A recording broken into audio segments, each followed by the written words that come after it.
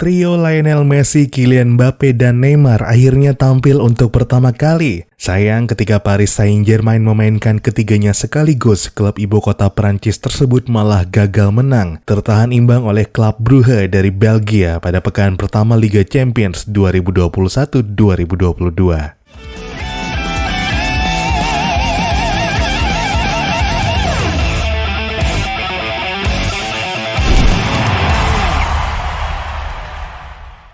Halo dan selamat datang kembali di Papa Bola. Setelah menunggu berminggu-minggu, akhirnya trio Messi, Mbappe, dan Neymar bermain juga. Penampilan yang sudah sangat dinanti selepas resminya perekrutan Messi ke PSG pada Agustus lalu. Sejak Messi resmi dikontrak, PSG sebenarnya telah melewati beberapa pertandingan. Namun demikian, Messi baru berkesempatan tampil untuk PSG di pertandingan melawan Stade de Reims pada pekan keempat Ligue 1 2001-2022, Minggu 30 Agustus 2021. Messi masuk sebagai pemain pengganti di pertandingan tersebut dan merumput selama 24 menit. Sejumlah sentuhan pun dicatatkan Messi pada debutnya dalam seragam PSG tersebut. Setelahnya, Messi bertolak mengikuti agenda timnas Argentina di jeda internasional. Dua pertandingan kualifikasi Piala Dunia 2022 zona Amerika Selatan diikutinya secara penuh. Argentina pun dibawanya menang 3-1 atas Venezuela dan menang 3-0 atas Bolivia di kandang sendiri via hat-trick kapten La Albiceleste tersebut. Agenda terakhir Argentina pada periode tersebut berakhir 10 September 2021, membuat Messi nggak punya cukup waktu untuk mengikuti persiapan PSG di agenda Ligue 1 berikutnya. Maka dalam kemenangan 4-0 PSG atas Clermont Foot pada 11 September lalu, Messi lagi-lagi nggak terlibat. Situasi itu pun membuat dunia harus menunggu lebih lama lagi untuk menyaksikan aksi trio penyerang mematikan tersebut dalam satu kesempatan. Mengingat pada debutnya Agustus lalu, Messi baru berkolaborasi dengan Mbappe, lantaran yang dia gantikan ketika itu adalah sahabat dan koleganya di lini depan PSG, Neymar. Ada rumor menyebutkan bahwa Neymar sedikit kesal dia digantikan kala itu, mengingat penyerang asal Brazil ini sudah sangat menantikan momen bermain bersama kembali dengan Messi di partai kompetitif. Dan kini penantian itu akhirnya terobati. Messi, Neymar, dan Mbappe akhirnya tampil bersama untuk pertama kali. Dunia pun bereaksi dengan sangat antusias. Apalagi kombinasi trio ini sebenarnya nyaris nggak kejadian jika saja PSG menerima pinangan Real Madrid untuk Kylian Mbappe pada bursa transfer musim panas 2021